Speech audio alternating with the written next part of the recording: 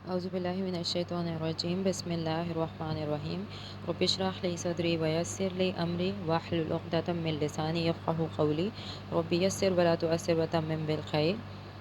आज हम अब स्टार्ट करने लगे हैं थैलेसीमिया। अच्छा, पहले हम सारे डिसऑर्डर्स पढ़ चुके हैं, आरबीसी के जितने भी डिसऑर्डर्स थे, एनीमिया वगैरह के। अब हम स्टडी करते हैं thalassaemia. Thalassaemia genetically heterogeneous disorder है, ठीक है, हेट्रोजीनस डिसऑर्डर है और इसमें जर्म लाइन म्यूटेशंस होती हैं।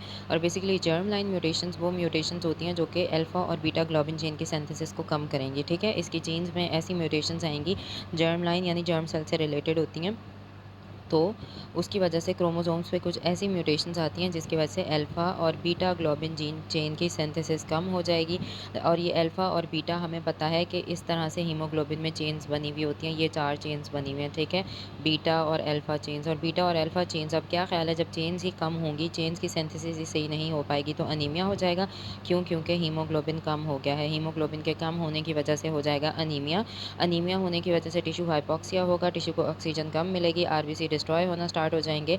और डिस्ट्रक्शन की मेन वजह क्या होती है? डिस्ट्रक्शन की वजह ये होती है कि इसमें हमारे पास इम्बैलेंस है चेन्स के बीच में, ठीक है, इम्बैलेंस है ग्लोबिन चेन की सिंथेसिस में। अब 2 अल्फ़ा चेन्स होती हैं हीमोग्लोबिन ए में, ठीक है, हीमोग्लोबिन ए में 2 अल्फ़ा चेन्स होती हैं। और ये जो 2 अल्फ़ा चेन्स होती हैं हीमोग्लोबिन ए में, ये किस क्रोमोसोम, इनको कौन से क्रोमोसोम की एलील से एनकोड कर रही होती हैं? Chromosome number 16। और जो 2 बीटा चेन्स होती हैं उनको सिंगल जीन, यानी कि उनको सिंगल बीटा ग्लोबिन जीन होती है क्रोमोसोम नंबर 11 पे, वो एनकोड कर रही होती है। यानी कि जो बीटा चेन्स हैं उसकी जो एलील्स हैं, ठीक है, वो 2 एलील्स होंगी, क्योंकि सिंगल जीन है, हर जीन की 2 एलील्स होती हैं। लेकिन हमने पढ़ा कि जो अल्फ़ा चेन्स हैं उनको pair of alpha globin genes, pair यानी कि 2 जीन्स हैं तो एलील्स कितनी हो जाएंगी? 4 एलील्स हो जाएंगी, ठीक है, ये वाली बात क्लियर हो गई। उसके बाद हम आगे चलते हैं, आगे हम देखेंगे कि अच्छा, अब आ जाते हैं हमारे पास बीटा थैलेसीमिया। बीटा थैलेसीमिया के कॉजेज़ क्या होते हैं? इसमें बीटा चेन की सिंथेसिस डेफिशिएंट होती है, जबकि अल्फ़ा थैलेसीमिया में अल्फ़ा चेन की सिंथेसिस डेफिशिएंट होती है। अब जो हेमेटोलॉजिकल कॉन्सिक्वेंसेज़ होते हैं, ब्लड के जो कॉन्सिक्वेंसेज़ होते हैं, उसमें क्या होता है कि एक ग्लोबिन चेन की सिंथेसिस कम हो जाती है, यानी कि diminish synthesis of 1 globin chain haemoglobin की डेफिशिएंसी की वजह से होती है। यानी कि एक मसला ये हो रहा है कि ना सिर्फ ये कि एक चेन कम हो रही है, बल्कि दूसरी का एक्सेस आ रहा है। और बेसिकली एक बात आपने थैलेसीमिया में याद रखनी है कि इसमें किसी चीज़ की कमी की वजह से मसला नहीं हो रहा, बल्कि उतना थैलेसीमिया सिवियर होगा जितना ज़्यादा दोनों चेन्स के बीच में इम्बैलेंस होगा, ठीक है। Imbalance between the alpha and beta chains असल में वो मसला क्रिएट कराता है। थैलेसीमिया बहुत सारी जगहों पे एंडेमिक है। एंडेमिक का मतलब होता है कोई ऐसी चीज़ जो एक स्पेसिफिक एरिया में बहुत ज़्यादा होती है।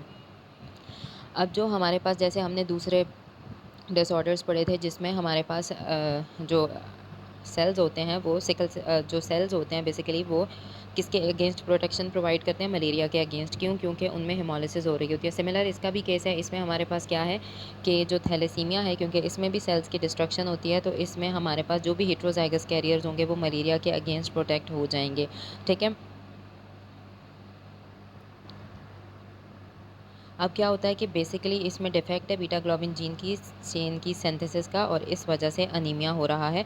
और अनीमिया के 2 मैकेनिज़्म हैं। अनीमिया के कौन से मैकेनिज़्म हैं? एक मैकेनिज़्म ये है कि आरबीसी की प्रोडक्शन कम हो रही है, ठीक है, यानी कि आरबीसी की प्रोडक्शन कम हो रही है थैलेसीमिया में। और दूसरा मसला क्या हो रहा है कि इसमें आरबीसी का लाइफ स्पैन कम है, यानी कि नॉर्मल लाइफ स्पैन होता है 120 डेज़, और इसमें आरबीसी की एक तो प्रोडक्शन कम हो रही है, दूसरा उसका लाइफ स्पैन हम कह रहे हैं कम हो गया है, ठीक है। अब हम आ जाते हैं, अब हमने देख लिया कि उनका लाइफ स्पैन कम हो रहा है और दूसरा आरबीसी की प्रोडक्शन कम हो रही है। अब बीटा थैलेसीमिया किस वजह से होता है? इसमें ऐसी म्यूटेशंस आती हैं जो कि बीटा ग्लोबिन जीन की चेन की सिंथेसिस को कम कर देती हैं। इसकी क्लिनिकल सिवियरिटी वेरी करती है, यानी कि कुछ पेशेंट्स में ये बहुत सिवियर होगा, कुछ में सिवियर नहीं होगा, वो डिपेंड करता है। अब मॉलिक्यूलर पैथोजेनेसिस देख लेते हैं। अब जो म्यूटेशंस हैं, हमने कहा कि म्यूटेशन की वजह से ऐसा हो रहा है कि अल्फा थैलेसीमिया एक होता है और एक बीटा थैलेसीमिया। बीटा थैलेसीमिया किस वजह से हो रहा है कि इसमें बीटा चेन की जो सिंथेसिस है, बीटा ग्लोबिन चेन की सिंथेसिस वो डिफेक्टिव है और वो डिक्रीज़ हुई है या बिल्कुल सिंथेसिस नहीं हो रही। तो म्यूटेशंस 2 कैटेगरीज़ में होती है। एक होती है B nought mutations. B nought mutations नाम से ही पता चल रहा है कि इसमें बीटा ग्लोबिन चेन बिल्कुल एब्सेंट होगी। और बी प्लस म्यूटेशंस ऐसी म्यूटेशंस होती हैं जिसमें बीटा ग्लोबिन चेन की सिंथेसिस डिक्रीज़ हुई होती है, लेकिन स्टिल वो डिटेक्टेबल होती है, यानी कि कुछ ना कुछ अमाउंट में बीटा चेन मौजूद होती है। बीटा नॉट में तो बिल्कुल ही बीटा चेन नहीं थी, लेकिन बीटा प्लस में कुछ ना कुछ डिटेक्टेबल होती है। उसके अलावा ऐसी कौन-सी म्यूटेशंस हैं, ये बात याद रखनी है। बीटा थैलेसीमिया में पॉइंट म्यूटेशंस होती हैं और पॉइंट म्यूटेशन की भी फर्दर 3 क्लासेस हैं। एक क्लास ये है कि पॉइंट म्यूटेशन कौन से टाइप की होती हैं, स्प्लाइसिंग म्यूटेशन। अच्छा, स्प्लाइसिंग म्यूटेशंस क्या होती हैं कि ये आरएनए के जो स्प्लाइस जंक्शंस होते हैं ना, उनको डिस्ट्रॉय कर देती हैं और वो कंप्लीटली डिस्ट्रॉय हो जाते हैं स्प्लाइस जंक्शंस, यानी कि ये आरएनए था, उसमें से कुछ हमने पढ़ा था ना कि पहले हम जेनेटिक्स में, ये बात हमारा बेसिक कॉन्सेप्ट है कि स्प्लाइसिंग होती है ताकि मैसेंजर आरएनए बने, कुछ टूट के ख़त्म होता है नया आरएनए बनाने के लिए, तो ये सारा प्रोसेस होता है। तो इसमें क्या होता है कि नॉर्मल आरएनए के स्प्लाइस जंक्शंस डिस्ट्रॉय हो गए हैं और उसकी वजह से नॉर्मल बीटा ग्लोबिन चेन का मैसेंजर आरएनए नहीं बनता, यानी कि आरएनए बिल्कुल ही एब्सेंट है और उसकी एब्सेंस की वजह से बीटा थैलेसीमिया है। आरएनए नहीं बनेगा तो आगे प्रोटीन नहीं बनेगा और प्रोटीन क्या है, हमारा प्रोटीन है बीटा ग्लोबिन चेन, तो बिल्कुल ही वो एब्सेंट होगा। अब स्प्लाइसिंग म्यूटेशन की वजह से एक मसला ये होता है कि आरएनए के स्प्लाइस जंक्शन या तो बिल्कुल डिस्ट्रॉय हो जाते हैं या एक्टोपिक स्प्लाइस साइट बनती है, यानी कि नॉर्मली अगर ये आरएनए था सपोज़ और यहाँ से स्प्लाइसिंग होनी थी, तो एक्टोपिक का मतलब है एबनॉर्मल, कि जो नॉर्मल साइट नहीं होती, तो हो सकता है कि अब एक्टोपिक यहाँ बन जाए। तो क्या ख्याल है, ये वाला आरएनए अगर ख़त्म यहाँ से नहीं होना था और अब होना शुरू हो जाएगा, तो एक्टोपिक स्प्लाइस साइट होती है with in an intron. Introns होते हैं और एक्सॉन्स होते हैं, हमने पढ़े में आरएनए में, जिन इंट्रॉन्स को निकलना होता है, तो एक्टोपिक स्प्लाइस साइट बनती है इंट्रॉन के अंदर। अब क्या होता है कि जो नॉर्मल स्प्लाइस साइट है, उसको निकल जाना चाहिए था, ख़त्म हो जाना चाहिए था, वो अभी भी मौजूद है, ठीक है? तो क्या ख़्याल है कि नॉर्मल स्प्लाइस साइट मौजूद थी, यानी कि जिसने स्प्लाइस होना था वो मौजूद थी, लेकिन एक एबनॉर्मल क्रिएट हो रही है, तो क्या ख़्याल है, नॉर्मल तो अभी भी मौजूद है ना? तो उसकी वजह से नॉर्मल और एबनॉर्मल जब एक साथ एग्ज़िस्ट करती हैं, तो कुछ ना कुछ, क्योंकि जब नॉर्मल स्प्लाइस साइट है, तो इसका मतलब है कुछ ना कुछ नॉर्मल बीटा ग्लोबिन का मैसेंजर आरएनए बनेगा और जब नॉर्मल स्प्लाइस साइट मौजूद होती है, तो उसकी वजह से जो हमारे पास थैलेसीमिया होगा, उसको हम कहेंगे बीटा प्लस थैलेसीमिया, ठीक है? ये वाली बात समझ आ गई कि हमारे पास जो म्यूटेशंस थी, पॉइंट म्यूटेशन, उसमें एक म्यूटेशन हमने पढ़ी स्प्लाइसिंग म्यूटेशन। दूसरी म्यूटेशन होती हैं, इसमें प्रोमोटर रीजन की म्यूटेशंस होती हैं। प्रोमोटर रीजन, ये सारे हमने डीएनए में पढ़े हुए हैं, प्रोमोटर क्या होता है, स्प्लाइसिंग क्या होती है, इसमें इतना डीप जाने की ज़रूरत नहीं है, बस बेसिक कॉन्सेप्ट्स पता होना चाहिए। अब जो प्रोमोटर रीजन की म्यूटेशंस होती हैं, ये ट्रांसक्रिप्शन को कम करती हैं, ठीक है? एक हमने पढ़ा है ना कि ट्रांसक्रिप्शन का प्रोसेस होता है आरएनए का, उसमें क्या होता है कि आरएनए से बेसिकली मतलब उसकी ट्रांसक्रिप्शन हो रही होती है और ट्रांसलेशन आगे होती है। ट्रांसलेशन का मतलब होता है कि उससे प्रोटीन बन रहा होता है, ठीक है? तो इसमें क्या है कि ये म्यूटेशन ट्रांसक्रिप्शन को डिक्रीज़ कर देती हैं और इसमें क्या होता है कि कुछ ना कुछ नॉर्मल बीटा ग्लोबिन चेन सिंथेसाइज़ होती है। तो अब क्योंकि इसमें ट्रांसक्रिप्शन रिड्यूस हो रही है, ठीक है? रिड्यूस्ड ट्रांसक्रिप्शन है, ट्रांसक्रिप्शन कम है लेकिन एब्सेंट तो नहीं है। तो इसका मतलब है कि कुछ ना कुछ अमाउंट ऑफ बीटा चेन बनेगी, तो इसकी वजह से जो थैलेसीमिया होता है उसको कहेंगे बीटा प्लस थैलेसीमिया। अब हम आगे आ जाते हैं। अच्छा, अब जो तीसरी टाइप की पॉइंट म्यूटेशन थी वो कौन सी थी? चेन टर्मिनेटर म्यूटेशन, यानी कि जो चेन की टर्मिनेशन है उसकी म्यूटेशन आती है और जब चेन टर्मिनेटर म्यूटेशंस आती हैं तो इनकी वजह से हमेशा बीटा नॉट थैलेसीमिया होता है। क्यों? क्योंकि इसमें म्यूटे बीटा चेन सिंथेसाइज ही नहीं हो रही। क्यों? क्योंकि कौन सी म्यूटेशन थी? या तो वो नॉनसेंस म्यूटेशंस थी और नॉनसेंस म्यूटेशन ऐसी म्यूटेशंस होती हैं कि यानी कि सपोज़ कि यहाँ पे ट्रांसक्रिप्शन चल रही थी, आरएनए की चल रही होती है ना, ये सपोज़ करो कि आरएनए सिंगल ये डबल स्ट्रैंड मैंने बता दी, इसको समझो सिंगल स्ट्रैंड है, ठीक है? तो आरएनए की क्या हो रही थी? ट्रांसक्रिप्शन हो रही थी। तो एक कोडॉन आता है सपोज़ यहाँ पे आता है और वो कहता है कि जी बस ट्रांसक्रिप्शन को ख़त्म कर दो, जितना लंबा प्रोटीन हमने बनाना है उसकी उतना आरएनए बन चुका है, ठीक है? लेकिन कभी-कभी क्या होता है कि नॉनसेंस म्यूटेशंस आ जाती हैं और वो क्या कराती हैं, नॉनसेंस नाम से देखो कि बड़ी नॉनसेंस होती है, वो क्या करती हैं कि इसको पहले ही कट करवा देती हैं, ठीक है? तो प्री मैच्योर स्टॉप कोडॉन, यानी पहले ही उसको इतना हुआ था और फटाफट उन्होंने स्टॉप कोडॉन डाल दिया कि भाई बस करो, बहुत ट्रांसक्रिप्शन हो गई, जबकि उससे ज़्यादा होनी ज़रूरी थी। लेकिन उसने पहले ही क्योंकि स्टॉप करवा दिया है, तो इसकी वजह से क्या होता है कि छोटा आरएनए सिंथेसाइज़ होगा और ऑब्वियसली बीटा ग्लोबिन चेन सिंथेसाइज़ ही नहीं होंगी, ठीक है? प्रीमैच्योर स्टॉप कोडॉन यानी पहले ही आ जाता है, या छोटी-छोटी इंसर्शन या डिलीशन के कोई एक्स्ट्रा या तो कोई एक्स्ट्रा कोडॉन आ जाएगा या कोई निकल जाएगा, ठीक है? या कोई निकल जाएगा, तो एक्स्ट्रा को इंसर्शन कहेंगे, निकलने वाले को कहेंगे डिलीशंस। तो ऐसी म्यूटेशंस जो हैं ये मैसेंजर आरएनए के रीडिंग फ्रेम, यानी कि जिससे आगे ट्रांसलेट होकर प्रोटीन बनना था, उसके रीडिंग फ्रेम एबनॉर्मल हो गए हैं, आगे पीछे शिफ्ट हो गए हैं, तो इसके लिए इनका नाम देते हैं फ्रेम शिफ्ट म्यूटेशंस। और ये दोनों म्यूटेशंस क्या करती हैं कि एक तो हमने जो बात की है नॉनसेंस म्यूटेशंस और दूसरी इंसर्शन या डिलीशन। नॉनसेंस म्यूटेशन को हम क्या नाम देते हैं? प्रीमैच्योर स्टॉप कोडॉन ये बनाती हैं और दूसरी थी इंसर्शन और डिलीशंस, ठीक है? जो फ्रेम शिफ्ट म्यूटेशंस होती हैं, ये दोनों क्या करती हैं? ट्रांसलेशन को ब्लॉक करेंगी। जब ट्रांसलेशन नहीं होगी तो बीटा ग्लोबिन चेन नहीं बनेगी, क्योंकि ये प्रोटीन बनना था जब ये प्रोटीन ही नहीं बनेगा तो कोई भी फंक्शनल बीटा ग्लोबिन चेन नहीं बनेगी, और as a result beta globin chain जब एब्सेंट होगी तो उसकी वजह से जो है बीटा नॉट वाला थैलेसीमिया होगा, यानी बीटा चेन बिल्कुल ही नहीं है। आगे आ जाते हैं, बीटा सिंथेसिस जब इम्पेयर है तो ऑब्वियसली बात है हीमोग्लोबिन के अंदर एक नॉर्मल चीज़ है ही नहीं, बीटा चेन्स ही एब्सेंट है, तो उसको कहेंगे अनीमिया हो जाता है। दो मैकेनिज्म होते हैं। दो मैकेनिज्म क्या होते हैं कि जब जो डेफिसिट है ना हीमोग्लोबिन ए की सिंथेसिस, उसकी वजह से अंडर हीमोग्लोबिनाइज्ड यानी कि रेड ब्लड सेल्स बनते हैं, लेकिन उनमें हीमोग्लोबिन कम होता है, तो इसकी वजह से वो क्या होगा, हाइपोक्रोमिक और माइक्रोसिटिक होगा, क्योंकि हीमोग्लोबिन सफिशिएंट ही नहीं है। तो ऑक्सीजन कैरिंग कैपेसिटी कम हो जाएगी, तो ऑक्सीजन कैरिंग कैपेसिटी ब्लड की कम हो जाएगी। और उसके अलावा एक और मसला होता है कि क्योंकि एबनॉर्मल चेंज हैं, तो आरबीसी की जो सर्वाइवल है वो भी कम हो जाती है, और आरबीसी की जो सर्वाइवल कम हो जाती है तो उसकी वजह से क्या होता है कि ये मसले आना शुरू होते हैं। और सबसे इंपॉर्टेंट चीज़ जो मैंने कहा था याद रखनी है कि इसमें सारा मसला क्यों हो रहा है, imbalance in alpha and beta synthesis. कि ऐसा नहीं है कि हम कह रहे हैं कि एक चेन एब्सेंट होने की वजह से मसला आ रहा है। बेसिकली मसला इसलिए आ रहा है कि एक बीटा चेन्स तो मौजूद हैं, फिर वो ख़राबी करना स्टार्ट कर देंगे कि एक चीज़ अगर एब्सेंट है तो दूसरी चीज़ की ज़्यादती हो जाती है, और इन दोनों के बीच में इम्बैलेंस होता है, जिस वजह से सारे के सारे मसले होना स्टार्ट हो जाते हैं। अब बीटा नहीं है, अल्फा चेन क्या करेंगी कि ये इनसॉल्युबल प्रेसिपिटेट्स बनाना स्टार्ट कर देंगे। ठीक है, इनसॉल्युबल आरबीसी है, आरबीसी के अंदर ये इनसॉल्युबल इंक्लूजन्स बनाना स्टार्ट कर देंगे। नॉर्मल आरबीसी में कोई इंक्लूजन नहीं है, अब ये इंक्लूजन आएंगी तो क्या ख्याल है, आरबीसी को मसला होगा? ऑब्वियसली होगा। तो अब क्या होगा, जैसे हमने सिकल सेल में पढ़ा था, तो ये इंक्लूजन क्या करेंगी, पंगे लेंगी मेम्ब्रेन से और मेम्ब्रेन को डैमेज कराना स्टार्ट कर देंगी। और उसके अलावा एक और मसला होता है कि जब ये मेम्ब्रेन डैमेज होता है तो आरबीसी क्या करेंगे कि वो कहेंगे जब मेरी मेम्ब्रेन ही डैमेज हो गई है तो मेरे ज़िंदा रहने का फ़ायदा क्या है, तो अपोप्टोसिस हो जाएगी। ठीक हो गया। इसके बाद हम आते हैं कि जो 70 to 80% of the RBC precursors होते हैं, उनके अंदर ये मसला चल रहा होता है, यानी कि ये एक आरबीसी का मसला है और उसके प्रिकर्सर में भी तो सारी चीज़ें चाहिए ना, तो उसके प्रिकर्सर्स में भी जब हीमोग्लोबिन एबनॉर्मल है तो उसके प्रिकर्सर्स में भी ये सारे मसले चल रहे होते हैं। तो इन सब चीज़ों की वजह से, क्योंकि आरबीसी के प्रिकर्सर में भी मसला आ रहा है, आरबीसी में भी मसला आ रहा है, तो इनइफेक्टिव एरिथ्रोपोइसिस होती है।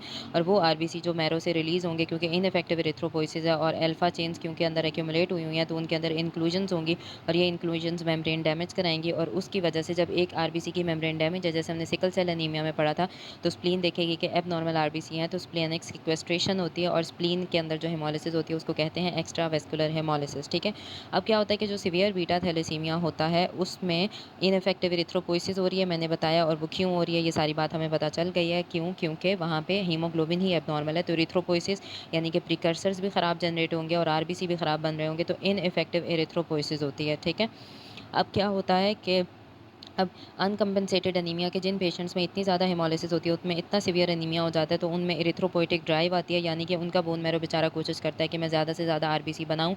तो इसी चक्रों में उसका हो जाता है हाइपरप्लेजिया, और उस हाइपरप्लेजिया की वजह से क्या होता है कि बोन मैरो कहता है कि मेरा तो हाइपरप्लेजिया भी हो गया है, मैंने सेल्स भी बना लिए हैं, फिर भी कोई फ़ायदा नहीं हो रहा। अब क्या होगा, वही वाली बात होगी कि अब पूरी बॉडी की दूसरी चीज़ों को कहेगा कि भई अब तुम भी सेल्स बनाओ, तो वहाँ पे होना स्टार्ट हो जाती है एक्स्ट्रा मेड्युलरी हेमेटोपोइसिस। अब एक्स्ट्रा मेड्युलरी हेमेटोपोइसिस इतनी ज़्यादा होती है कि जिस बोन में हेमेटोपोइसिस होना स्टार्ट हुई है, उस बोन में क्या होता है कि सपोज़ एक बोन है, उसमें हेमेटोपोइसिस स्टार्ट हुई, तो इतनी ज़्यादा हो रही है, अंदर हो रही है, मेडुला में तो होती ही होती है। अब मेडुला बेचारा काम कर कर के कहता है कि इतनी ज़्यादा चाहिए कि मेरा काम तो सफिशिएंट है ही नहीं, तो बोन का जो कॉर्टेक्स है उसमें भी हेमेटोपोइसिस स्टार्ट हो जाती है। ठीक है, तो ना सिर्फ ये कि एक्स्ट्रा मेडुलरी हेमेटोपोइसिस होती है, बल्कि वो कॉर्टेक्स को भी इरोड करना स्टार्ट कर देते हैं आरबीसीज, और इसकी वजह से अब बोन का मेडुला भी ऑक्यूपाइड है, कॉर्टेक्स भी ऑक्यूपाइड है, तो क्या ख्याल है, बोन ग्रोथ इम्पेयर होगी? ऑब्वियसली हो जाएगी, और ऐसे पेशेंट्स में स्केलेटल एबनॉर्मेलिटीज़ आना शुरू हो जाती हैं। और एक्स्ट्रा मेडुलरी हेमेटोपोइसिस की हमने पिछले लेक्चर में डायग्राम देखी थी, वो कहाँ होती है, लिवर, स्प्लीन और लिम्फ नोड में होती है। और अगर बहुत ज़्यादा एक्सट्रीम केसेस आ जाएँ तो एक्स्ट्रा ऑशियस, यानी ऑशियस कहते हैं बोन को, तो बोन के बाहर एक्स्ट्रा मासेस बनना स्टार्ट हो जाते हैं, यानी कि जिस जिस बोन में आरबीसी सिंथेसाइज होंगे उसके बाहर एक्स्ट्रा ऑशियस मासेस बनना स्टार्ट हो जाएंगे, और उन मासेस का हम कहते हैं कि वो कहाँ कहाँ होते हैं, थॉरैक्स में बनेंगे, जब क्योंकि थॉरैक्स की बोन्स में होंगे, एब्डोमेन में बनेंगे और पेल्विस के एरिया में बनेंगे, क्योंकि इन बोन्स को जो है वो इस्तेमाल किया जा रहा होता है आरबीसी बनाने के लिए। अब जो मेटाबॉलिकली एक्टिव एरिथ्रॉइड प्रोजेनिटर्स होते हैं, क्योंकि वो मेटाबॉलिकली एक्टिव हैं, प्रोजेनिटर्स तो बन रहे हैं लेकिन वो मेटाबॉलिकली भी एक्टिव हैं, तो वो क्या ख्याल है, न्यूट्रिएंट चुराना शुरू कर देंगे हमारी बॉडी से और बाकी टिश्यूज से। उनको कहेंगे कि भाई तुम ऑक्सीजन ना, तो एक बिल्कुल ना एक क्राइसिस सा आ जाता है बॉडी में, बॉडी बेचारी भूखी होना स्टार्ट हो जाती है कि न्यूट्रिएंट्स होते हुए उसके न्यूट्रिएंट चोरी हो रहे हैं, तो वो बेचारी उस क्राइसिस में चली जाती है। उस क्राइसिस को कहते हैं केचेक्सिया। केचेक्सिया होता है अनट्रीटेड पेशेंट्स के अंदर, कि न्यूट्रिएंट्स होते हुए उनके न्यूट्रिएंट चोरी हो रहे होते हैं और उनके नॉर्मल टिश्यूज डिप्राइव हो रहे हैं न्यूट्रिएंट से, और जो हमारे एरिथ्रॉइड प्रोजेनिटर सेल्स हैं वो खाई जा रहे हैं। अब हम फोकस करते हैं इस डायग्राम पे। इस डायग्राम में देखो ये है नॉर्मल आरबीसी। नॉर्मल आरबीसी में हीमोग्लोबिन ए होता है, यानी कि अल्फा 2 और बीटा 2 चेन्स होती हैं और उनसे बनते हैं नॉर्मल एरिथ्रोब्लास्ट। ठीक है, अब नॉर्मल एरिथ्रोब्लास्ट की वजह से शेप आती है नॉर्मल आरबीसीज की शेप आ गई। अब आगे देखो कि जब क्या होता है कि बीटा ग्लोबिन चेन की सिंथेसिस कम हो जाती है और अल्फा ग्लोबिन चेन की एक्सेस हो जाती है, तो उस एक्सेस की वजह से क्या होता है, बीटा थैलेसीमिया। और बीटा थैलेसीमिया में देखो कि बीटा हमने कहा चेन एब्सेंट है, अल्फा ग्लोबिन चेन के इनसॉल्युबल एग्रीगेट बनते हैं, उसकी वजह से इरिथ्रोब्लास्ट एबनॉर्मल हो गया। और उस इरिथ्रोब्लास्ट के एबनॉर्मल होने की वजह से इनइफेक्टिव इरिथ्रोपोइसिस होती है। क्यों? क्योंकि हीमोग्लोबिन ही एबनॉर्मल है, तो इरिथ्रोपोइसिस भी इनइफेक्टिव हो जाएगी और ज़्यादातर इरिथ्रोब्लास्ट जो है वो बोन मैरो में ही डाई होना शुरू हो जाएंगे, मरना शुरू हो जाएंगे। क्यों? क्योंकि बीटा ग्लोबिन चेन ही नहीं है। जब उनका हीमोग्लोबिन ही बेचारा नहीं बन रहा, तो वो डेथ होना स्टार्ट हो जाती है और उस वजह से हो जाता है अनीमिया। एनीमिया की वजह से ब्लड ट्रांसफ्यूजन की ज़रूरत पड़ती है।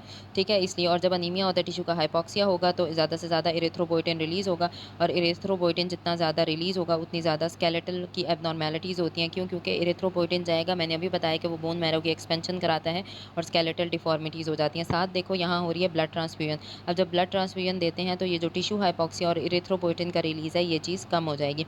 अब इस तरफ आ जाते हैं हम, जब इनइफेक्टिव इरिथ्रोपोइसिस हो रही है, तो इनइफेक्टिव इरिथ्रोपोइसिस क्या करती है कि अब ये एक स्टेट मतलब इरिथ्रोपोइसिस कम है, तो बॉडी को एक ये सिग्नल जा रहा है कि भाई तुम्हारे अंदर आरबीसी कम है। तो इसकी वजह से आरबीसी कम है, तो बॉडी ये सोचेगी कि हाँ भाई हो सकता है आयरन कम है, वो ज़्यादा से ज़्यादा आयरन लेने की कोशिश करेगी। तो उस प्रोसेस के लिए क्या किया जाता है कि हेप्साइडिन जो लिवर में बन रहा होता है उसको सप्रेस कर दिया जाता है।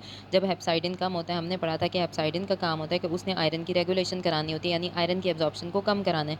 क्योंकि सिर्फ एब्जॉर्प्शन को कम कराना ही एक वाहिद हमारे पास हल था आयरन को बॉडी से कम कराने का। तो अब इसको हेप्साइडिन कम करा दिया, तो इसका मतलब एक स्टेट क्रिएट हुई है कि आरबीसी कम है, तो हेप्साइडिन को इनहिबिट किया जाएगा ताकि ज़्यादा से ज़्यादा आयरन एब्जॉर्ब हो। और ज़्यादा से ज़्यादा आयरन जब गट में से एब्जॉर्ब होगा, डाइट्री आयरन, तो क्या ख्याल है कि आयरन तो कम नहीं था हमारी बॉडी में, असल मसला तो किस वजह से हो रहा है कि वहाँ पे जीन के मसले की वजह से बीटा ग्लोबिन ही सही सिंथेसाइज नहीं हो रही, तो आयरन ओवरलोड होना स्टार्ट हो जाता है। और इस प्रोसेस को हम क्या नाम देते हैं? हम नाम देते हैं सेकेंडरी हीमाक्रोमाटोसिस। अब हमने दो चीज़ें पढ़ ली। क्या-क्या चीज़ें पढ़ी? इनइफेक्टिव इरिथ्रोपोइसिस की वजह से अनीमिया हुआ और उसकी वजह से मैरो एक्सपेंशन हुई, स्केलेटल एब्नॉर्मेलिटीज़ और हेप्साइडिन इनहिबिट हुआ, ज़्यादा से ज़्यादा आयरन एब्जॉर्ब हुआ और आयरन की क्या होना स्टार्ट होगी? आयरन ओवरलोड होना स्टार्ट होगी। अब हम इस तरफ आ जाते हैं। अब देखो कि अब कुछ क्या होता है कि जब इनइफेक्टिव इरिथ्रोपोइसिस थी, एब्नॉर्मल सेल्स बन रहे थे, कुछ एब्नॉर्मल सेल्स बोन मैरो से एस्केप करते हैं। जब वो बोन मैरो से निकलते हैं, तो क्या ख्याल है, एब्नॉर्मल सेल्स में क्या चीज़ थी? अल्फा ग्लोबिन एग्रीगेट हुआ हुआ था, ठीक है? लेकिन हीमोग्लोबिन ए एबनॉर्मल था, ठीक है? क्योंकि हीमोग्लोबिन ए नॉर्मल था, क्योंकि उसमें बीटा चेन तो होती नहीं है, तो हमारे पास अल्फा ग्लोबिन का एग्रीगेट था और normal amount of haemoglobin A मौजूद है। तो सेल क्या होते हैं? हाइपोक्रोमिक, क्योंकि हीमोग्लोबिन की कमी आ रही है, उसकी वजह से हाइपोक्रोमिक सेल्स होते हैं। हाइपोक्रोमिक सेल हैं, एबनॉर्मल सेल हैं, एक्स्ट्रावेस्कुलर हेमोलिसिस होगी स्प्लीन में, और तो स्प्लीन का क्या हो जाएगा? स्प्लीन भी ऐसे पेशेंट्स की एनलार्ज होती है। तो थैलेसीमिया के पेशेंट का जब हम एग्जामिनेशन करते हैं, जब भी डॉक्टर थैलेसीमिया के पेशेंट का एग्जामिनेशन करते हैं, तो उनका जब पेट पे हम हाथ रख के देखते हैं, तो उनके अंदर जब हम स्प्लीन को पैल्पेट करते हैं, तो उनकी स्प्लीन हमें एनलार्ज मिलेगी। और ये स्केलेटल एबनॉर्मेलिटीज़ हैं। देखो ये क्रीव कट अपीयरेंस इसको कहते हैं। ये पूरा स्कल उसका क्या हो रहा है? एक्सपेंशन हो रही है। तो बोन मैरो हाइपरप्लेसिया हो रहा है एक्स्ट्रामेडुलरी हेमेटोपोइसिस की वजह से। तो ये सारा सिस्टम है। तो ये बात आपने याद रखनी है कि हमने मतलब मेन पॉइंट्स अगर ये रिवाइज हो गए, हमारी पैथोजेनेसिस बहुत आसान हो जाएगी। एक तो ये याद रखना है कि इनइफेक्टिव इरिथ्रोपोइसिस की वजह से अनीमिया होगा, स्केलेटल डिफॉर्मिटी होगी क्योंकि मैरो की एक्सपेंशन होगी, और साथ-साथ हमने देखना है कि हेप्साइडिन इनहिबिट होगा, उसकी वजह से आयरन ओवरलोड होगा। और एक चीज़ जो साथ-साथ चल रही होती है, वो चल रही होती है एक्स्ट्रावेस्कुलर हेमोलिसिस चल रही होती है, ठीक है? ये बातें माइंड में रखनी है और ये रखना है कि इनसॉल्युबल अल्फा ग्लोबिन चेन के जो हैं वो एग्रीगेट्स बनते जा रहे हैं। इसके बाद हम इस डायग्राम को गौर से देख लेते हैं। देखो नॉर्मली जो बोन्स हमारे पास किडनी होती है, उससे इरिथ्रोपोइटिन का जब नॉर्मल लेवल होता है, तो नॉर्मल आरबीसी प्रोजेनिटर बनते हैं बोन मैरो से और उसकी वजह से नॉर्मल आरबीसी की प्रोडक्शन होती है, ठीक है? और उसके साथ साथ क्या होता है कि जब नॉर्मल आरबीसी की प्रोडक्शन हो रही है, तो अब जब आरबीसी के प्रिकर्सर नॉर्मल है, तो इरिथ्रोफेरोन क्या होता है? इरिथ्रोफेरोन एक प्रोटीन होता है बेसिकली जो रिलीज होता है, और इसका काम क्या होता है? हेप्साइडिन को इनहिबिट करना, हेप्साइडिन की अमाउंट को कम करना। लेकिन जब नॉर्मल इरिथ्रोफेरोन होता है, तो उसकी वजह से हेप्साइडिन की भी नॉर्मल अमाउंट रिलीज होती है और आयरन एब्जॉर्प्शन नॉर्मली हो रही है, और नॉर्मल आरबीसी की प्रोडक्शन की वजह से आयरन भी आरबीसी में नॉर्मल ही इनकॉर्पोरेट होती है। सपोज अब मसला हुआ, इरिथ्रोपोइसिस इनइफेक्टिव है, जैसा मैंने बताया। क्यों? क्योंकि हमारे पास बीटा ग्लोबिन चेन का मसला था बीटा थैलेसीमिया में, तो उसकी वजह से आरबीसी सही नहीं बन रहे, तो बॉडी में इनइफेक्टिव इरिथ्रोपोइसिस शुरू हो जाएगी, अनीमिया होगा, हाइपॉक्सिया होगा, किडनी के पास सिग्नल जाएगा, ज़्यादा से ज़्यादा इरिथ्रोपोइटिन रिलीज होगा, उतने ज़्यादा आरबीसी प्रोजेनिटर्स स्टिमुलेट होंगे, लेकिन वो कैसे होंगे? इमैच्योर होंगे। इमैच्योर होंगे तो आरबीसी प्रोजेनिटर जितने ज़्यादा रिलीज़ होते हैं ना, वो इरिथ्रोफिरोन को स्टिमुलेट करेंगे।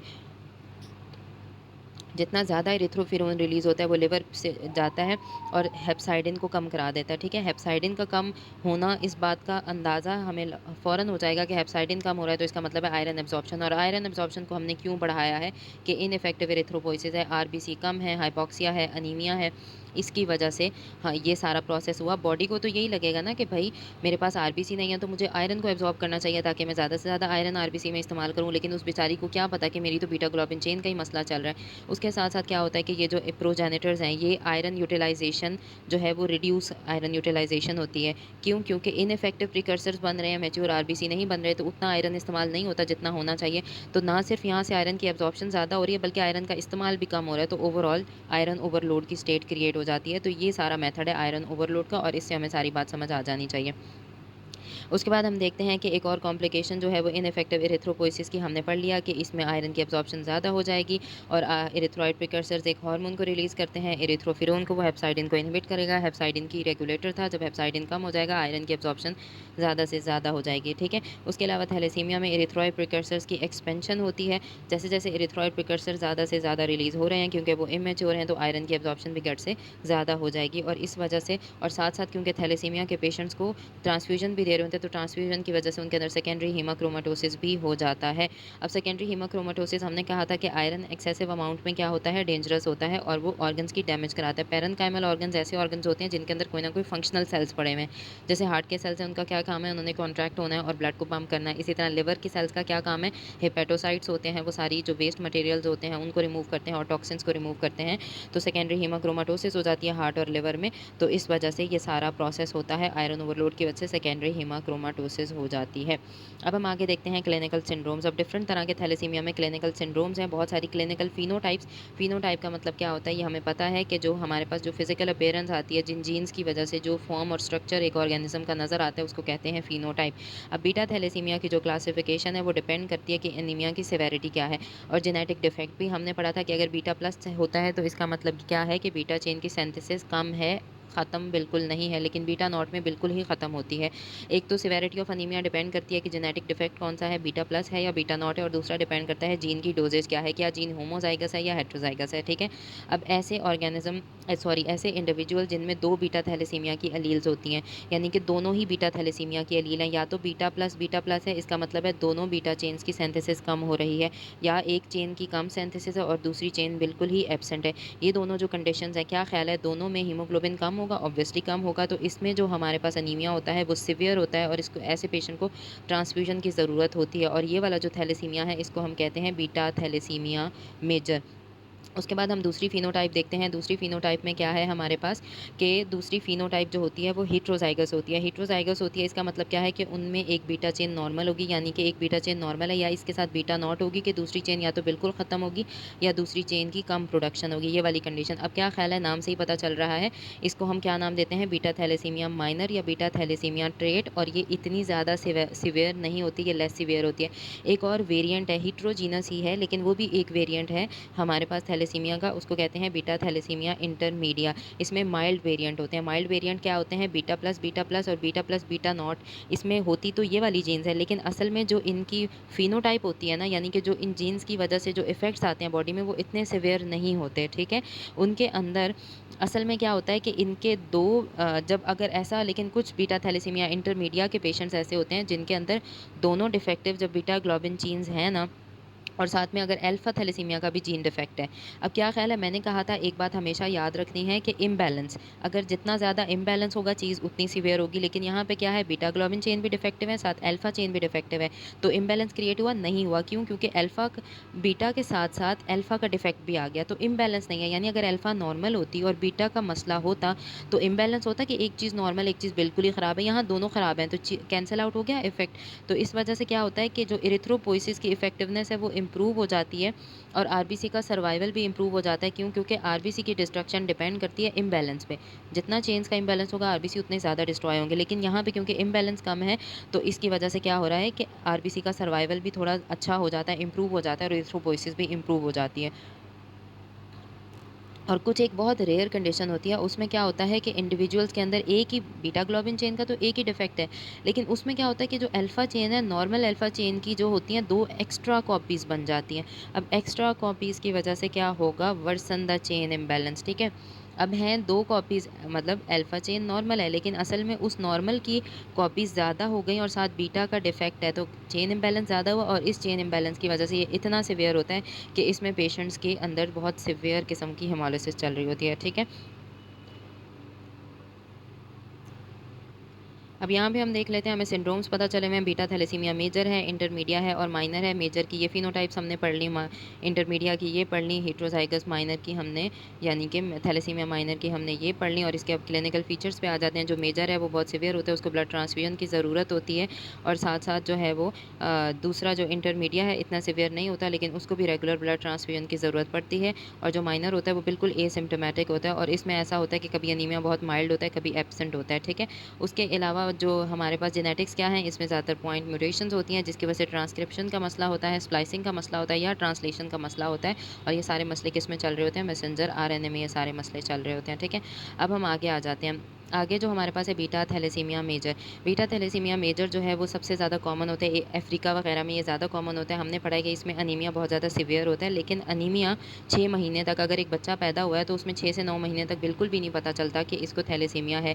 क्यों? क्योंकि जब बच्चा पैदा होता है तो उसमें हीमोग्लोबिन एफ होता है और हमने कहा था कि हीमोग्लोबिन एफ की ऑक्सीजन कैरिंग एफिनिटी बहुत अच्छी होती है। और हीमोग्लोबिन एफ में क्योंकि अल्फा चेन तो होती है लेकिन बीटा चेन तो नहीं होती, उसकी जगह बीटा चेन की जगह गैमा चेन होती है, तो इस वजह से हीमोग्लोबिन एफ जो है वो क्या हो जाता है, जब बच्चे के अंदर 6 महीने तक हीमोग्लोबिन एफ होता है तो उसके अंदर थैलेसीमिया के साइन सिम्टम्स नहीं आते, लेकिन 6 से 9 महीने के बाद जब उसका हीमोग्लोबिन की सिंथेसिस में एफ के बजाय हीमोग्लोबिन ए आना शुरू हो जाता है, तो अब हीमोग्लोबिन ए में तो बीटा चेन होती है, तो मसले मसाइल शुरू हो जाते हैं। और अगर ऐसे बच्चों को ट्रांसफ्यूजन ना दे तो उनका हीमोग्लोबिन इतना कम हो जाता है, 3 से 6 चला जाता है, जबकि नॉर्मल लड़कों के अंदर हीमोग्लोबिन 13.5 होना चाहिए और औरतों के अंदर मिनिमम 12 होना चाहिए, ठीक है? तो ऐसे बच्चों का देखो 3 से 6 कितना कम हो गया है।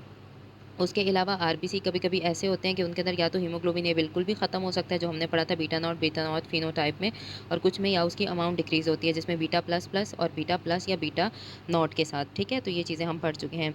और जो मेजर आरबीसी हीमोग्लोबिन होता है, हीमोग्लोबिन एफ होता है, जो मेजर रेड सेल हीमोग्लोबिन होता है, वो हीमोग्लोबिन एफ होता है, ठीक है? Major red blood cell. अब क्या ख़्याल है कि जब इनके अंदर ए है ही नहीं, तो एफ ज़्यादा हो जाएगा, तो एफ एलिवेटेड होगा।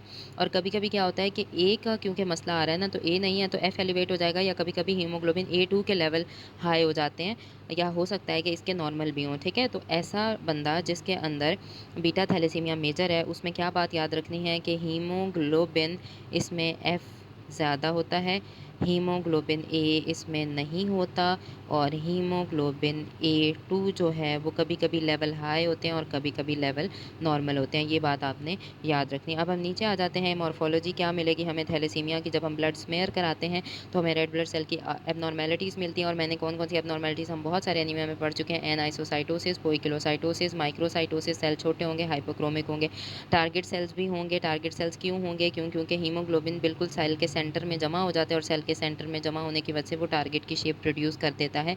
उसके अलावा बेसोफिलिक स्टिपलिंग क्यों होती है? क्योंकि आरएनए पड़ा होता है और उसकी वजह से बेसोफिलिक स्टिपलिंग उसको कहते हैं, जब आरएनए अंदर पड़ा हुआ होता है, क्योंकि वो इनइफेक्टिव एरिथ्रोपोइसिस के इमैच्योर सेल्स रिलीज़ हो रहे हैं और रेड ब्लड सेल्स फ्रेगमेंटेड होते हैं।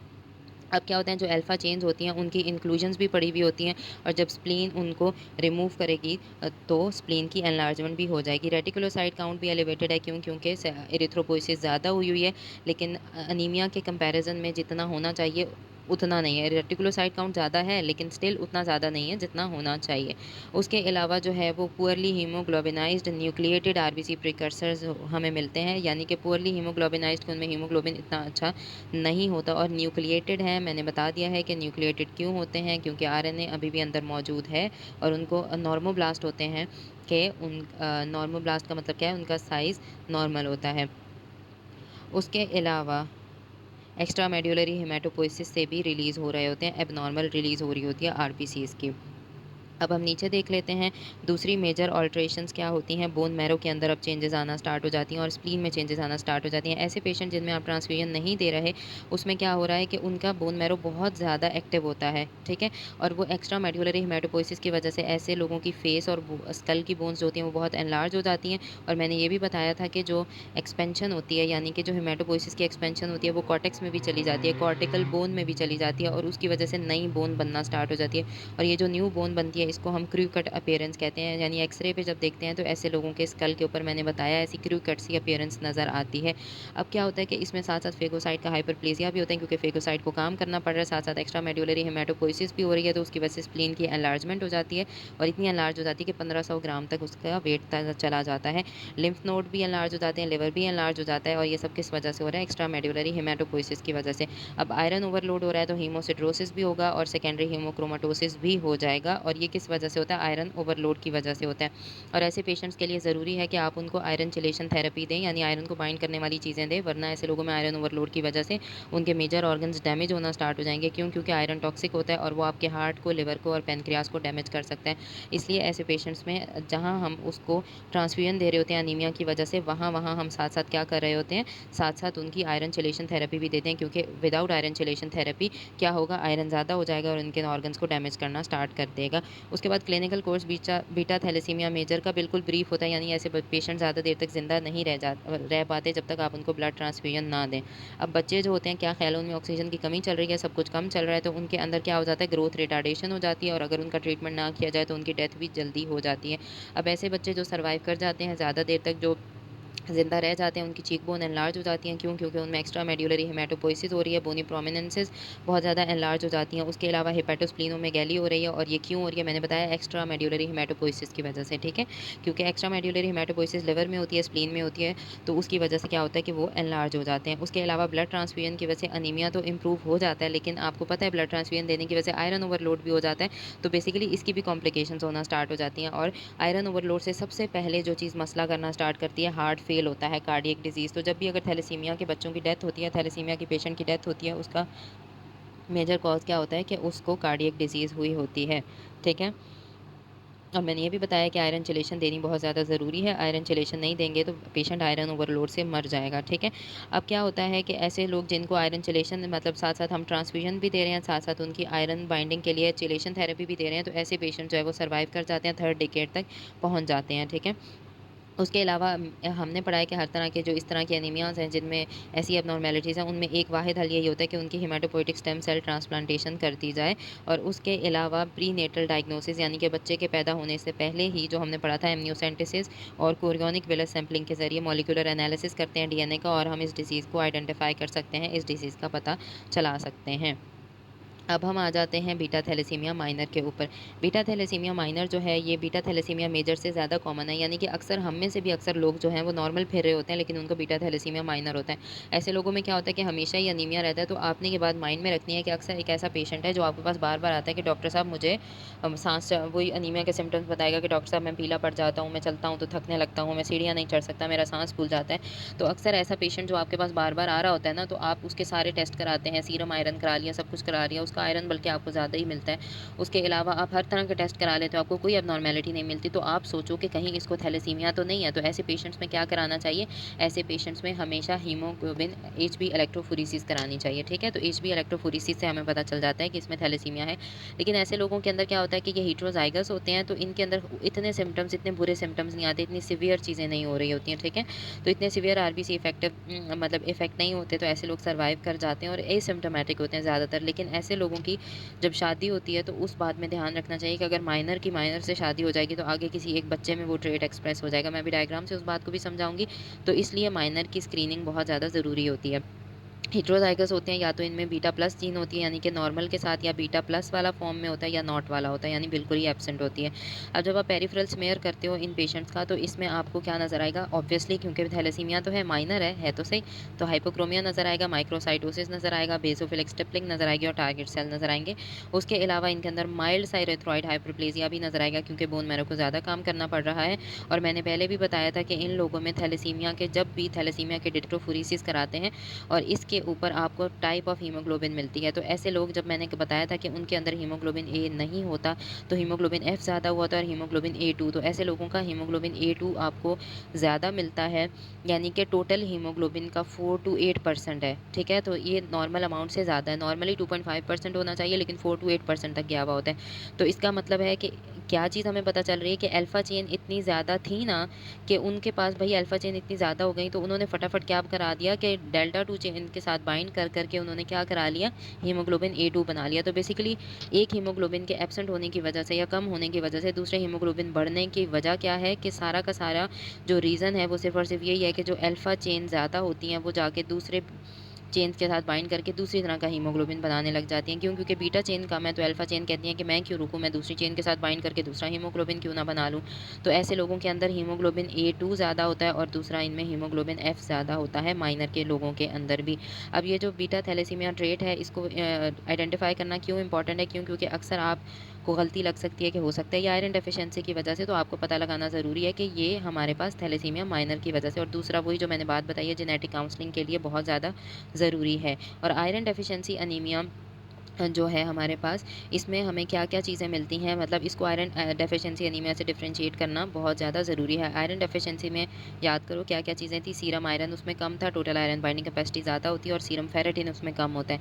लेकिन इसमें क्या होता है कि जब आप थैलेसीमिया के टेस्ट कराते हो, तो इसमें जब आप एचबी इलेक्ट्रोफोरेसिस कराते हो, तो आपको ए2 जो है वो ज़्यादा मिलता है, और यही सबसे ज़्यादा डायग्नोस्टिक होता है ऐसे इंडिविजुअल्स में कि HbA2 उसके अंदर बढ़ा हुआ है। अब हम बढ़ते हैं अल्फ़ा थैलेसीमिया की तरफ कि अल्फ़ा थैलेसीमिया क्या होता है। अब ये देख लो, ये जो नीचे 14.13 हमारे पास डायग्राम है, इसमें क्या हो रहा है, क्रू कट अपीयरेंस के देखो पूरे स्कल के इर्द-गिर्द बोन बढ़ी हुई है, तो ये क्रू कट अपीयरेंस किस वजह से हो रही है, एक्स्ट्रा मेडुलरी हेमाटोपोइसिस की वजह से हो रही है। अब अल्फ़ा थैलेसीमिया किस वजह से होता है, इसमें इनहेरिटेड डिलीशंस होती हैं, और इन डिलीशंस, अब पीछे हमने पढ़ा था पॉइंट म्यूटेशंस, ये क्या है, डिलीशन। इन डिलीशन की वजह से जो अल्फ़ा ग्लोबिन चेन है, या तो उसकी सिंथेसिस कम हो जाती है या बिल्कुल ही एब्सेंट हो जाती है।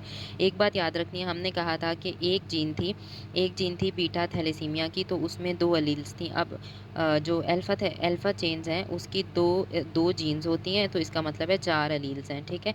तो इसका मतलब क्या है कि 4 एलील्स, या हम कहते हैं 4 जीन्स, कभी-कभी ना ऐसा होता है कि एलील्स की जगह जीन्स का वर्ड भी यूज़ कर लेते हैं, तो इतनी ज़्यादा इस चीज़ पे वो करने की ज़रूरत नहीं है।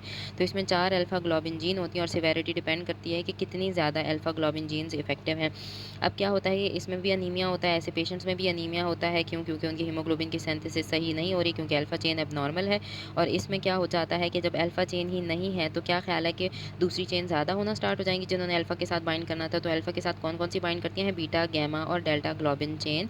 और इसमें क्या होता है कि जो नए-नए बच्चे पैदा होते हैं अल्फ़ा थैलेसीमिया वाले न्यू बॉर्न बच्चे, क्यों? क्योंकि उनके अंदर क्या है कि अल्फ़ा चेन तो है ही नहीं, और हमने अभी बात की थी कि हीमोग्लोबिन एफ होता है न्यू बॉन्ड्स में, तो अल्फ़ा ने गामा के साथ बाइंड करना था, अल्फ़ा नहीं है, तो गामा चेन ज़्यादा हो जाएगी। और जो गामा चेन ऐसे बच्चों में ज़्यादा होती है, तो गामा चेन के ज़्यादा होने की वजह से क्या होता है कि गामा 4 टेट्रामर्स, क्योंकि 4 जीन्स थी ना अल्फ़ा ग्लोबिन चेन, तो वो चारों मिल के आपस में टेट्रामर्स बनाना स्टार्ट कर देते हैं। और इस पूरी चीज़ को हम क्या नाम देते हैं, ऐसा जो हीमोग्लोबिन बनता है उसको हम कहते हैं हीमोग्लोबिन बार्ट का नाम देते हैं। जबकि जो ओल्डर चिल्ड्रंस होते हैं उसमें क्या होता है कि हीमोग्लोबिन एफ तो नहीं होता, उसमें बीटा चेन्स होती हैं, तो बीटा चेन की एक्यूमुलेशन हो जाती है, और इसकी वजह से जो हीमोग्लोबिन बनता है उसको हीमोग्लोबिन एच बोलते हैं। तो ये बात याद रखनी है कि जो अल्फ़ा चेन के जमा होने की वजह से जो हीमोग्लोबिन बनता है, वो कौन-सा बनता, अब गामा 4, जी, ये बात मैंने उल्टी बता दी है कि ये अल्फ़ा चेन्स नहीं, बल्कि अल्फ़ा चेन तो एब्सेंट है इसमें, बल्कि 4 जो हीमोग्लोबिन एफ होता है उसमें अल्फ़ा चेन होती हैं, और क्या चेन होती हैं, गामा चेन होती हैं। तो अल्फ़ा चेन जब नहीं है तो गामा चेन जमा होंगी, और जो 4 गामा चेन के टेट्रामर्स बनते हैं उनके जमा होने की वजह से जो होता है उसको हीमोग्लोबिन बार्ट कहेंगे। और अल्फ़ा चेन के एब्सेंट होने की वजह से जो बड़े बच्चे होते हैं, क्योंकि उनमें हमने पढ़ा है कि हीमोग्लोबिन ए होता है, ठीक है। तो हीमोग्लोबिन ए में दूसरी बीटा चेन है, अल्फ़ा चेन नहीं है, तो बीटा एक्यूमुलेट होगी, और बीटा की एक्यूमुलेट होने की वजह से जो हमारे पास हीमोग्लोबिन बनता है, उस हीमोग्लोबिन को हम क्या नाम देते हैं, हीमोग्लोबिन एच का नाम देते हैं। अब हमने पहले पीछे पढ़ा था कि जो बीटा थैलेसीमिया के लोग होते थे उनमें अल्फ़ा चेन एक्यूमुलेट होती थी, तो वो क्या बनाती थी, इनसॉल्युबल इंक्लूजन्स बनाती थी। लेकिन यहाँ पे अल्फ़ा चेन नहीं है और बीटा चेन की इंक्लूजन बन रही है। लेकिन ये बात याद रखनी है कि बीटा चेन की इंक्लूजन्स सॉल्युबल होती हैं और थोड़ी ज़्यादा स्टेबल होती हैं, ठीक है। तो इसलिए इन लोगों के अंदर हेमोलिसिस और इनइफेक्टिव एरिथ्रोपोइसिस उतनी सिवियर नहीं होती। क्यों? क्योंकि इनके अंदर ये चीज़ सॉल्युबल सॉल्युबल है, ये इनसॉल्युबल इंक्लूजन्स नहीं बना रही। उसके अलावा बहुत सारे लीजन्स होते हैं जिनकी वजह से अल्फ़ा थैलेसीमिया होता है, लेकिन जीन डिलीशन सबसे ज़्यादा इंपॉर्टेंट कॉज़ है अल्फ़ा चेन की जो सिंथेसिस को कम करने के लिए। इसमें जीन डिलीशन सबसे इंपॉर्टेंट रोल प्ले कर रही होती है।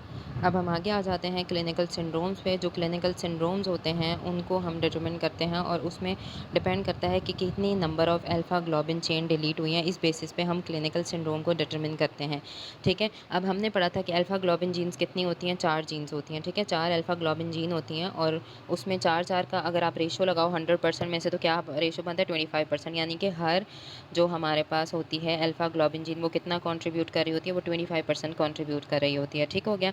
अब क्या होता है कि जो अल्फ़ा थैलेसीमिया सिंड्रोम्स होते हैं उसमें कॉम्बिनेशन होता है डिलीशंस का, ठीक है। और ऐसी डिलीशंस मिल मिला के क्या करती हैं कि चारों जीन्स को, चारों अल्फ़ा ग्लोबिन जीन्स को या इनमें से कुछ जीन्स को जो है वो क्या करा देती हैं, ख़त्म करा देती हैं। अब जो सिवेरिटी है वो डिपेंड करती है कि कितनी number of alpha globin gene delete हुई हैं। अब हम देखते हैं साइलेंट कैरियर स्टेट होती है, इसमें सिर्फ़ और सिर्फ एक अल्फ़ा ग्लोबिन जीन डिलीट होती है, तो ऐसे लोगों के अंदर अनीमिया इतना ज़्यादा सिवियर नहीं होता, स्लाइट सा माइक्रोसाइटोसिस मिलेगा साइलेंट कैरियर स्टेट में। लेकिन जो अल्फ़ा थैलेसीमिया ट्रेट होता है, ट्रेट में 2 ग्लोबिन जीन के मसले होते हैं, ठीक है। और 2 ग्लोबिन जीन इस तरह के हो सकते हैं कि या तो, अब हमने बताया था ना 4 एलील्स होती हैं, या तो ऐसा हो सकता है कि 2 एलील्स बिल्कुल नॉर्मल है और अगली 2 बिल्कुल ही एब्सेंट है दोनों, या ऐसे हो सकता है कि हर एक नॉर्मल के साथ एक एब्सेंट एलील है, नॉर्मल के साथ एक एब्सेंट एलील है, तो ये दोनों फॉर्म्स हो सकती हैं क्रोमोसोम की, ठीक है। तो क्रोमोसोम पे एलील की ये दोनों फॉर्म हो सकती हैं और दोनों जीनोटाइप्स जो है ना, इसमें बिल्कुल जो डेफिशिएंसी अल्फा ग्लोबिन की होती है वो तकरीबन सिमिलर होती है, लेकिन इसमें सिवेरिटी डिफरेंट हो जाती है पेशेंट्स की, ठीक है। अब ये जो अल्फा थैलेसीमिया जिन बच्चों में, अगर ये वाला जो अल्फा थैलेसीमिया ट्रेट है ना, जिनके अंदर ये, अगर किसी का पेरेंट्स, मतलब ये वाली जो हमने बात की थी, अगर किसी के पेरेंट्स में ये वाली चीज़ मौजूद है ना, तो ऐसे पेरेंट्स के जो बच्चे होते हैं उनके अंदर एक डिज़ीज़ होने का ख़तरा होता है, उसको कहते हैं HbH डिज़ीज़ या हाइड्रॉप्स फिटालिस का नाम देते हैं हम, ठीक है। क्यों? क्योंकि देखो इनके अंदर तो दोनों जीन्स एब्सेंट थी, तो ये वाली फॉर्म ज़्यादा सीवियर है ना, क्योंकि ये तो बन गई, ये तो बच्चों में इतना मसला नहीं करा सकती, लेकिन ये वाली अगर इनहेरिट हो गई हो, खुदा ना खास्ता दोनों इस तरह की इनहेरिट हो गई, तो बच्चे में मसले तो हो जाते हैं। तो हमने पढ़ा था कि उनमें कौन सी डिज़ीज़ होती है, हीमोग्लोबिन एच होती है, और हीमोग्लोबिन एच किस कब कहते हैं, जब अल्फा चेन बिल्कुल ही नहीं है और बीटा एक्यूमुलेट होता जा रहा है, और इसको कहते हैं हाइड्रॉप्स फिटालिस, ठीक है। और ये कब होता है, जब किसी एक पेरेंट में ये वाली हैप्लोटाइप होती है। उसके अलावा ये जो हमारे पास थैलेसीमिया ट्रेट के होते हैं, इनके अंदर आरबीसी छोटे होते हैं, माइक्रोसाइटोसिस होता है, अनीमिया थोड़ा सा होता है, इतना नहीं होता, और कोई एबनॉर्मल फिजिकल साइंस नहीं आते। HbA2 के जो लेवल होते हैं वो या तो नॉर्मल होंगे या फिर ऐसे पेशेंट्स में लो हो जाएंगे, ठीक हो गया, यहाँ तक बात समझ आ गई। अब हम आगे चलते हैं HbH डिजीज़। अब जो HbH डिजीज़ होती है, इसमें क्या होता है कि इसमें 3, हम स्टेप बाय चल रहे हैं, पहले हमने पढ़ा 1 जीन डिलीट हो क्या होगा, 2 डिलीट हो क्या होगा, अब 3 पे आ गए। 3 डिलीट होंगी तो HbH डिजीज़ हो जाएगी। अब इसमें क्या होता है कि सिर्फ एक नॉर्मल अल्फा ग्लोबिन चेन है, लेकिन क्या होता है कि अल्फा चेन की सिंथेसिस तो रिड्यूस हुई हुई है ना, और बीटा ग्लोबिन चेन के टेट्रामर्स बनेंगे, क्योंकि 3 जीन्स डिलीटेड हैं, तो जो बेचारी एक बच गई है वो कितना कोई काम करेगी, ठीक है। तो इसकी वजह से जो बीटा चेन होती हैं उसके टेट्रामर्स बनना स्टार्ट हो जाते हैं, और इसको हम कहते हैं HbH। अब जो HbH होता है, इसका क्या काम है कि इसकी ऑक्सीजन के लिए एफिनिटी बहुत ज़्यादा है। HbH क्या करता है कि वो ऑक्सीजन को अपने साथ बहुत टाइटली बाइंड कर लेता है, और मैं एक बात याद रखनी है, जिसकी ऑक्सीजन की एफिनिटी ज़्यादा है, इसका मतलब है वो सारी ऑक्सीजन अपने पास रखेगा, टिश्यूज़ को देगा, टिश्यूज़ को ऑक्सीजन नहीं देगा। क्यों? क्योंकि एफिनिटी ज़्यादा है, तो उसकी वजह से वो ऑक्सीजन को रिलीज़ नहीं कर पाएगा, और एफिनिटी ज़्यादा होने की वजह से क्या ख्याल है, बॉडी डिप्राइव हो जाएगी ऑक्सीजन से, तो टिश्यू हाइपोक्सिया हो जाएगा, और टिश्यू हाइपोक्सिया हो जाएगा तो इसका मतलब क्या है कि HbH की, क्योंकि ऑक्सीजन एफिनिटी ज़्यादा है, वो ऑक्सीजन को रिलीज़ नहीं कर पा रहा, तो ऑक्सीजन की कमी हो जाती है, और उसकी वजह से ऑक्सीडेशन के चांसेस ज़्यादा हो जाते हैं। HbH जब ऑक्सीडाइज़ होगा तो उसकी वजह से इंट्रासेलुलर इंक्लूजन बनती हैं, यानी कि ये आरबीसी है, इसके अंदर HbH की इंक्लूजन्स बनना स्टार्ट हो जाती हैं, और हमने पहले पढ़ा है कि जो भी इंक्लूजन वाले आरबीसीज़ होते हैं उनकी सिक्वेस्ट्रेशन और फेगोसाइटोसिस हो जाती है स्प्लीन में, और उसकी वजह से अनीमिया हो जाता है। और ये अनीमिया बिल्कुल सिमिलर होता है किस कंडीशन के, बीटा थैलेसीमिया इंटरमीडिया, यानी कि ये वाली जो कंडीशन है ना हमारे पास, हीमोग्लोबिन एच डिज़ीज़, ये बिल्कुल किसके सिमिलर है, वहाँ पे जो बीटा थैलेसीमिया हम पढ़ के आए हैं उसमें इंटरमीडिया में ये सब चल रहा होता है, जो HbH में चल रहा है। अब आ जाओ हाइड्रॉप्स फिटालिस, ये सबसे सिवियर फॉर्म है। अब हम पहले आए थे 1 जीन, 2 जीन, 3 जीन, अब हम पढ़ रहे हैं चारों की चारों अल्फ़ा ख़त्म हो गई, ठीक है, सारों की डिलीशन हो गई। तो क्या ख्याल है, जब सबकी डिलीशन हो गई तो क्या होना चाहिए, सबकी डिलीशन होने की वजह से गैमा ग्लोबिन चेन जमा होना स्टार्ट हो जाएंगी, और वो क्या बनाएंगी, टेट्रामर्स बनाएंगी, जिसको कहते हैं हीमोग्लोबिन बार्ट का। और हीमोग्लोबिन बार्ट की ऑक्सीजन एफिनिटी इतनी ज़्यादा होती है, और अगेन वही मसला होगा, हाइपोक्सिया टिश्यूज़ में क्रिएट होना स्टार्ट हो जाएगा, और ऐसे लोगों के अंदर अब अर्ली सर्वाइवल किस वजह से पॉसिबल होता है, अल्फ़ा की जगह ये चेन्स डेवलप होना स्टार्ट हो जाती हैं और ये चेन जब गामा चेन के साथ बाइंड करेंगी तो इसकी वजह से हमारे पास ये टेट्रामर बनेगा और ये फंक्शनल हीमोग्लोबिन होता है, ठीक है? ये फंक्शनल हीमोग्लोबिन होगा और फीटल डिस्ट्रेस के साइंस आना स्टार्ट हो जाएँगे क्योंकि देखो अब अल्फ़ा चेन है ही नहीं, एक बिल्कुल अलग सी चेन आके टेट्रामर बना रही है, तो ऐसे बच्चों के जो डिस्ट्रेस के साइंस होते हैं ना, वो बिल्कुल थर्ड ट्राइमेस्टर और प्रेगनेंसी में आना स्टार्ट हो जाते हैं। यानी कि जब बच्चा माँ के पेट में होता है तो अल्ट्रासाउंड वगैरह चल रहे होते हैं, टेस्ट वगैरह चल रहे होते हैं, डॉक्टर देखता है कि हाँ भाई बच्चे का तो मसला आ रहा है। बच्चे का क्या मसला आ रहा है कि बच्चे को ऑक्सीजन कम जा रही है, उसका टिश्यू एनॉक्सिया, एनॉक्सिया का वर्ड है, हाइपोक्सिया नहीं एनॉक्सिया, यानी कि बिल्कुल ही ऑक्सीजन नहीं जा पा रही। तो ऐसे बच्चों की अंदर ही यूट्रस के अंदर ही डेथ हो सकती है या फिर जब पैदा होते हैं तो उसके फ़ौरन बाद डेथ हो सकती है। ऐसे पेशेंट्स को बचाने का एक तरीका होता है कि उनको इंट्रा यूट्राइन यानी जब वो मदर के अंदर ही होते हैं तो उनको ट्रांसफ्यूजन दे सकते हैं और उसकी वजह से ये सेव हो जाते हैं। जो बच्चा अगर जो फीटस होता है उसमें बहुत ज़्यादा आपको पैलर नज़र आएगा, एडीमा नज़र आएगा और साथ में सीवियर हेपेटोस्प्लीनोमेगैली हो जाएगी क्योंकि इरिथ्रोपोइसिस ज़्यादा हो जाएगी और ये बिल्कुल सिमिलर होती है जो हीमोलिटिक डिजीज़ ऑफ न्यूबॉर्न होती है। जब नया बच्चा पैदा होता है उसमें हीमोलिटिक अनीमिया के जो साइन और सिम्पटम्स होते हैं वही साइन और सिम्पटम्स हाइड्रॉप्स फिटेलिस के भी होते हैं। तो ऐसे बच्चों में ब्लड ट्रांसफ्यूजन के ऊपर डिपेंडेंस होती है सर्वाइवल के लिए और इनमें आयरन ओवरलोड का रिस्क ज़्यादा होता है क्योंकि जितनी ट्रांसफ्यूजन देंगे आयरन ओवरलोड उतना ज़्यादा होगा और अगेन इनके अंदर सिर्फ एक और एक ट्रीटमेंट वाहिद ट्रीटमेंट क्या है कि हेमाटोपोइटिक स्टेम सेल ट्रांसप्लांटेशन कर दी जाए। अब हम कुछ चीज़ें जल्दी से रिव्यू कर लेते हैं। ये है थैलेसीमिया के बच्चे और थैलेसीमिया के बच्चों के अंदर जो हमने पढ़ा था थैलेसीमिया फेसेस होती हैं या चिपमंक फेसेस कहते हैं इनको। ये एक्स्ट्रा मेड्युलरी हेमाटोपोइसिस की वजह से चीक बोन्स उसकी एनलार्ज हुई हुई हैं और ये सारे मसले हो रहे होते हैं और ये किस में होते हैं, थैलेसीमिया के पेशेंट्स में होते हैं। अब ये वाली चीज़ हम देख लेते हैं कि जो मैंने बताया था कि अगर एक ही कोई बंदा कैरियर हो या मेल या फीमेल में से माँ-बाप में से तो 50% बच्चे बिल्कुल हेल्दी होते हैं और 2 बच्चे जो होते हैं वो 50% कैरियर ही बन सकते हैं। लेकिन अगर दोनों माइनर की आपस में शादी हो गई तो जो बच्चे आएँगे तो हो सकता है ये 2 जीन्स 25% चांस होता है कि ये 2 जीन्स आपस में मिल जाएँगी और एक बच्चा कंप्लीटली इफ़ेक्ट हो सकता है थैलेसीमिया से और 50% यानी 2 बच्चे ऐसे पैदा हो सकते हैं या 50% जो कैरियर्स होंगे और एक बिल्कुल नॉर्मल होगा। इसलिए इस बात का ध्यान रखना चाहिए कि अगर माइनर की आपस में मैरिज होगी तो उसकी वजह से मसले मसाइल ज़्यादा बढ़ सकते हैं, तो इस चीज़ को ध्यान में रखना चाहिए और यही चीज़ इंपॉर्टेंट है जेनेटिक काउंसलिंग के लिए। अब यहाँ पे हम देख लेते हैं, यहाँ पे भी एक ट्रेट है सिर्फ और ये बिल्कुल नॉर्मल है, तो नॉर्मल की वजह से 2 बच्चे नॉर्मल आ सकते हैं और 50% चांसेस हैं कैरियर के, ठीक है? तो एक माइनर की नॉर्मल से शादी हो जाए कोई मसला नहीं है, लेकिन अगर दोनों माइनर की आपस में हो जाएगी तो आगे बच्चों में चांसेस ज़्यादा होते हैं सीवियर डिज़ीज़ के। अब ये फ्लो चार्ट जल्दी से हम रिव्यू कर लेते हैं। इसमें देखो कि बीटा ग्लोबिन चेन एब्सेंट थी, बीटा नॉट था और या तो बीटा की सिंथेसिस कम है, ये बीटा थैलेसीमिया का चार्ट है, तो अल्फा थैलेसीमिया की चेन ज़्यादा होंगी।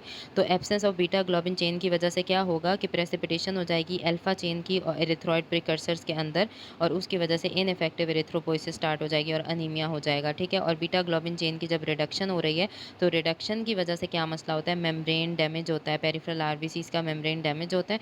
यानी कि हमने पढ़ा है ना कि मेम्ब्रेन इम्बैलेंस भी होता है थैलेसीमिया के लोगों के अंदर, हेमोलिसिस यानी कि इनइफेक्टिव एरिथ्रोपोइसिस भी चलती है, साथ हेमोलिसिस भी चलती है और अनीमिया हो जाता है। आगे हम देखते हैं कि अनीमिया हुआ है तो आगे अनीमिया की वजह से क्या होता है कि आयरन की एब्जॉर्प्शन इंक्रीज़ हो गई, जो हमने पढ़ा था कि हेप्साइडिन के कम होने की वजह से होती है, तो आयरन ओवरलोड हो जाएगा। साथ-साथ ऐसे लोग को ब्लड ट्रांसफ्यूजन भी देते हैं, उस वजह से भी आयरन ओवरलोड हो जाएगा और कभी-कभी क्या होता है कि एरिथ्रोपोइटिन अनीमिया की वजह से एरिथ्रोपोइटिन ज़्यादा हुआ, उसने बोन मैरो की एक्सपेंशन कराई और स्केलेटल एब्नॉर्मेलिटीज़ चेंजेज़ आना स्टार्ट हो जाती हैं, जो हमने ऊपर पढ़ी है थैलेसीमिया फेसेस और वो सारी चीज़ें। ये जल्दी-जल्दी से हम रिव्यू किया हमने कि क्या पैथोजेनेसिस क्या है कि बीटा ग्लोबिन चेन की सिंथेसिस कम होगी, एरिथ्रोब्लास्ट एब्नॉर्मल होंगे और उसकी वजह से अल्फा ग्लोबिन चेन के एग्रीगेट बनेंगे। एग्रीगेट बनने की वजह से एक्स्ट्रावेस्कुलर हेमोलिसिस होगी स्प्लीन में और उसकी वजह से हो जाएगा अनीमिया और उसके अलावा इनइफेक्टिव एरिथ्रोपोइसिस होती है, उसकी वजह से भी हो जाएगा अनीमिया और अनीमिया की वजह से पेशेंट को ब्लड ट्रांसफ्यूजन देंगे, आयरन ओवरलोड हो जाएगा और आयरन ओवरलोड की वजह से सेकेंडरी हीमोक्रोमेटोसिस होता है और सबसे ज़्यादा जो डेथ का कॉज़ है वो क्या है, कार्डियक डिज़ीज़ है। उसके अलावा अब हम देखते हैं कि यहाँ पे जब एक्स्ट्रा मेडुलरी हेमेटोपोइसिस वगैरह चल रही थी अनीमिया की वजह से, हमने देखा कि पेशेंट में क्या होता है, टिश्यू हाइपोक्सिया हो जाता है। टिश्यू हाइपोक्सिया होने की वजह से एरिथ्रोपोइटिन ज़्यादा होता है। जब एरिथ्रोपोइटिन ज़्यादा होगा, एक्स्ट्रा मेडुलरी हेमेटोपोइसिस होगी तो हेपेटोस्प्लीनोमेगैली हो जाएगी। जब बोन मैरो की एक्सपेंशन होगी, स्केलेटल डिफॉर्मिटीज़ होना स्टार्ट हो जाएंगी। एक्स्ट्रा मेडुलरी हेमेटोपोइसिस के अंदर क्या होता है कि जो इमेच्योर आरबीसीज़ होते हैं वो एरिथ्रोफिरोन बढ़ा देते हैं और हेप्साइडिन की सप्रेशन हो जाएगी। जब हेप्साइडिन कम हुआ तो आयरन ज़्यादा हुआ और आयरन ओवरलोड हो जाएगा। ठीक हो गया? ये सारी प्रॉब्लम्स हमने देख ली।